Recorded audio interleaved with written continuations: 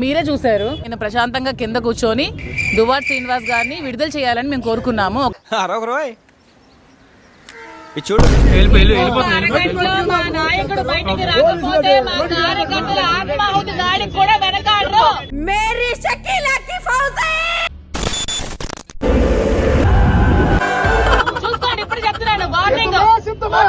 ఎవరన్నా ఎదురు తిరిగారో గంట పగిలిపోద్ది.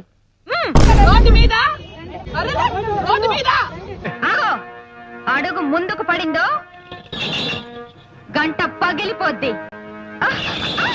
ఇదేంట్రా అయితే? అరే నీ అబ్బా. ఓకే సెకండ్ అండి. హైకమాండ్ కి సోపేసే మినిస్టర్ లాగా వస్తున్నాడు ఎవడు రాడురా. బిర్యానీ రాజని బాగా మదం ఎక్కిందిరా గోవర్ధన. అబ్బబ్బబ్బబ్బబ్బబ్బబ్బా.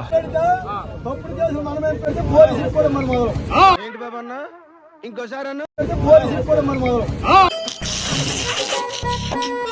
ఈ ఫ్యూచర్ నాకు అర్థమైపోతుంది. ఈ ఫ్యూచర్ నాకు కనబడిపోతుంది. ఇప్పుడు చెప్తున్నాను, వార్నింగ్. ఇదేంట్రా అయితే? అరే నీ అబ్బా.